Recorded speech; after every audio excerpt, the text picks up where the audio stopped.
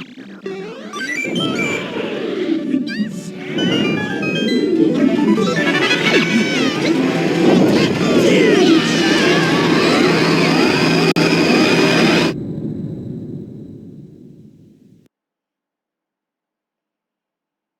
guys, it's me, the Ecron writer here. Welcome you to another OBS project.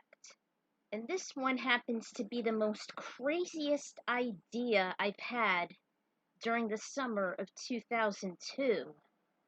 Cause the year before that, late last year, 2001, I had actually managed to catch up on season 4 of ReBoot. And Tom was actually announcing the first 2 episodes, Daemon Rising with a Smash, well, Daemon Rising, as well as Crossnodes. Unfortunately, I saw the last 2 later on during the Kaza years. So, with all those ideas in mind, I actually came up with a very crazy fic, Daemon Rising with a Smash. This is basically a Super Smash Bros. Melee crossover with ReBoot Season 4, particularly the first 4 episodes of Season 4.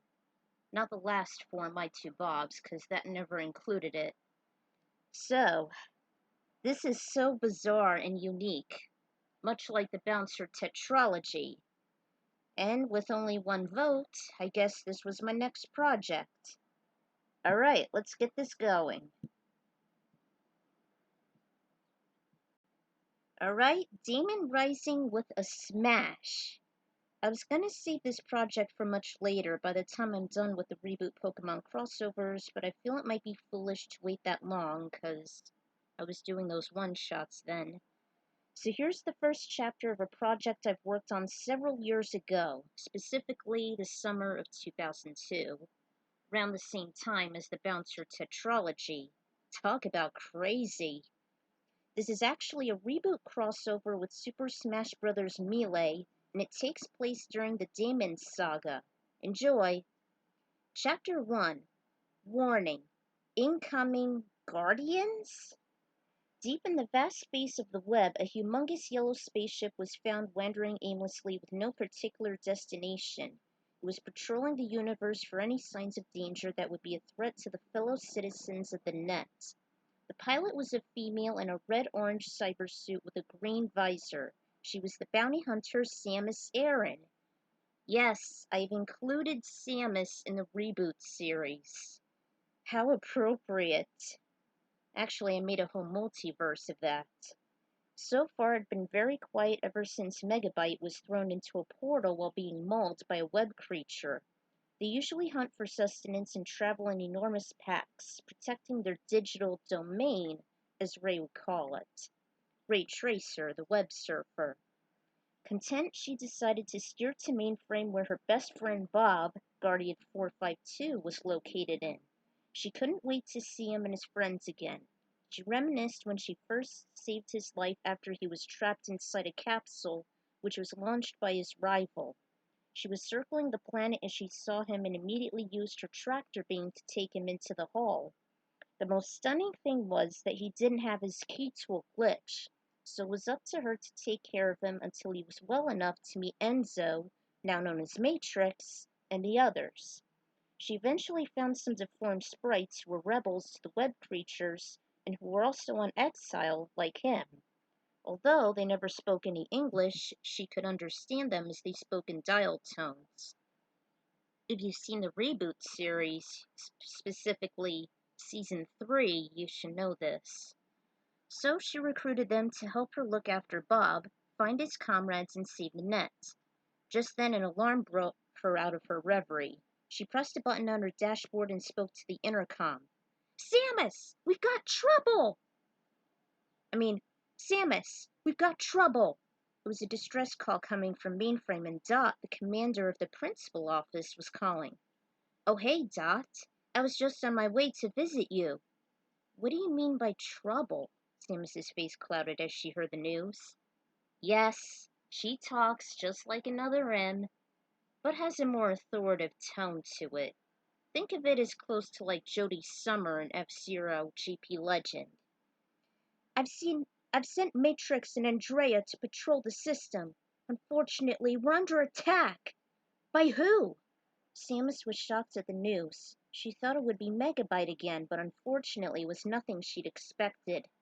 It's the Guardians! They're heading straight for us! Hurry!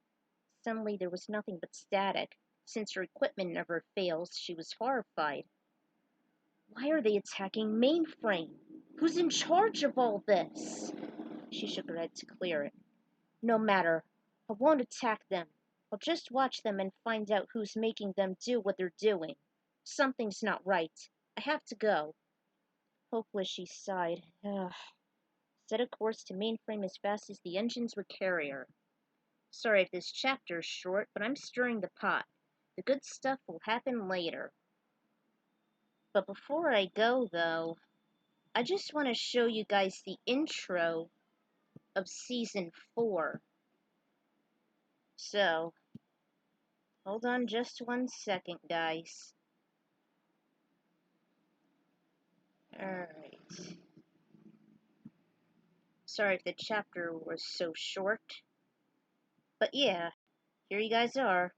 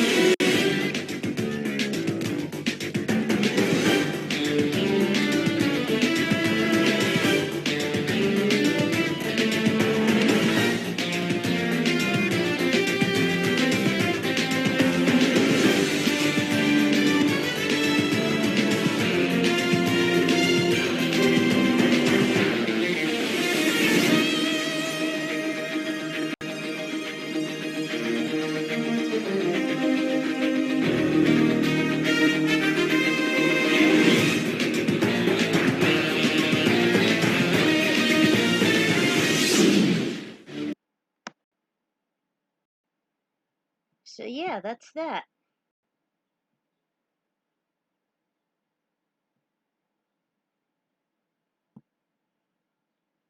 So, might as well get to the next chapter then.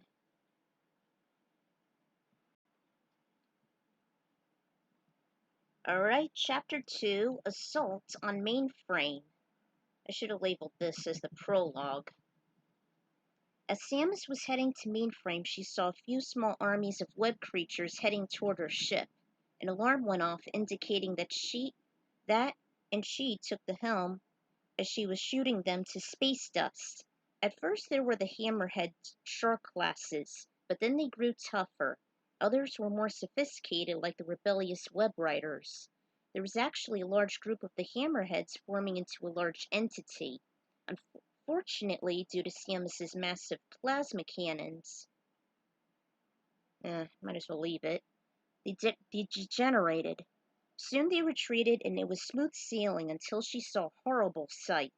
The system was being demolished by the Guardians. Wraiths were coming from large jets soaring in groups, and on the other side were binomes who were protecting the principal office. As she surveyed the damage, she saw that the control tower was destroyed in the kids sector. It was the main reason why she lost Dusk's call. But the strangest thing was, there was a doorway in the sky. This was not good because it could leave Mainframe online and vulnerable to enemy attack, or worse, Daemon's infection.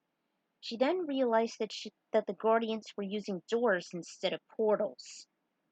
Whatever happened to their key tools? Unless... Could they have abandoned them? She began to worry about the Guardian's actions. She believed that the supervirus was behind all this. All the rumors she heard were true, especially from a good friend of hers as she called on the intercom. Akari, is that you? Yeah, it's me. Akari had short brown hair, and basically she's another OC I made. A Pokemon trainer, actually, from Johto. But, well, much like me at this time, I was going through a lot of growing pains. So, she boldly goes where no Pokemon or no trainer has gone before. One day she was sending all her Pokemon from Professor Oak's lab to the wide open frontier, where she lived with Mewtwo. While she was doing it, she suddenly got sucked into the computer itself and wound up in Mainframe, kinda like Tron. She hurriedly brought some Pokemon with her, just so they could eventually get used to it for the first few cycles. Since then, she became Bob's assistant, fighting off viruses and users. She was also the one who summoned Samus as the system was in peril during the war against the web. It was then she used some of her Pokemon to look after Enzo and his friends until Bob was well. But as she grew older, she decided to lend them to Mewtwo's care. She continued talking as the assault raged on. Samus! There is something you should know. You know the rumors surrounding Daemon? Daemon taking control of the Guardians and infecting the net? It's true. The super virus has infected other systems as well, just like the same way she's trying to do here.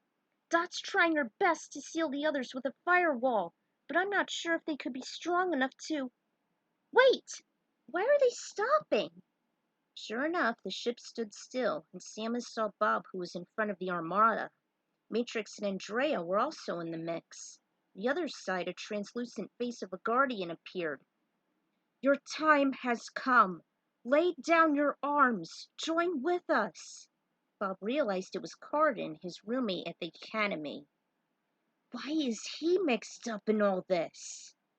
That was the past. Now there is no past, no future, only the word. And the word is Daemon. He smiled at the sensation of being infected, although she realized it was her worst nightmare. The Guardians were being brainwashed by the infection, as she saw some streaks of glowing green lines on his face. She swore that Bob will never be one of them, that she will protect him at all costs. I've had enough! Just then a barrage of missiles shot out from his aircraft, and they started to hit the ships on the opposing side. Cardin's signal was no more, and the onslaught was on again. Samus couldn't possibly help them shoot down the Guardians. They were a vital part in defending the other systems. And she kept remembering how Bob loads people, even viruses getting deleted. So she had no choice but to watch from above. A few moments later, the sky turned purple and radical lightning started to flash. There was a digital female that kept saying, Warning! Incoming game! Warning! Incoming game! It was a signal that a game cube was coming. Just then an enormous electrocuting purple cube was dropping onto the battlefield. Combatants didn't really care of what's happening, except Bob, who ordered Matrix and Andrea to pursue it. As the cube was falling, she zoomed in on an individual who was running away from the sector. It was Akari, and she saw Samus's ship. She waved her hands, telling her that she needed to be taken up for safety. She did just in time before the cube landed. She materialized inside the hull in a bright silvery tube. She ran to the cockpit and warned Samus, I think the Guardians didn't see us, but we should go just in case. I agree. There's nothing we could do but watch and wait. We still have to keep our eyes peeled and see what happens. With Daemon, she could possibly do anything. I've never dealt with a super virus before. What about the Mother Brain, or Ridley, or even your dark self? Those were just mere tools. They are nothing compared to this. We should watch closely and avoid being detected. I kind of wanted it to be set after Metroid Fusion, basically. I'm not really into the Prime series. Too complicated. With that, she initiated her cloaking device that Slippy gave to her. Slippy Toad, actually. Worked like a charm as no one, not even the Guardians, could see her. She then noticed that Bob was still in the fray, but he was using his powers to contain the Guardian ships. However, something was wrong. After each blast, his body started to fade in and out as he was losing energy. What's happening? Samus guessed that it had to do with the merging of his key tool.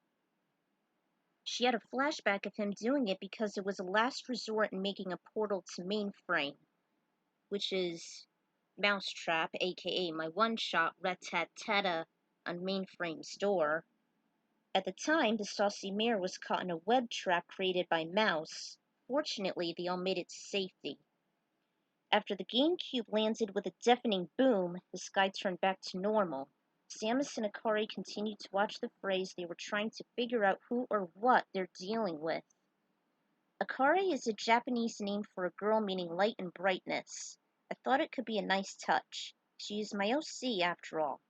Now you know a little something about my past. I always imagined bringing Pokemon to many unknown places. Ugh, I've been growing very weary of Ash's personality, so I wanted to go beyond that. And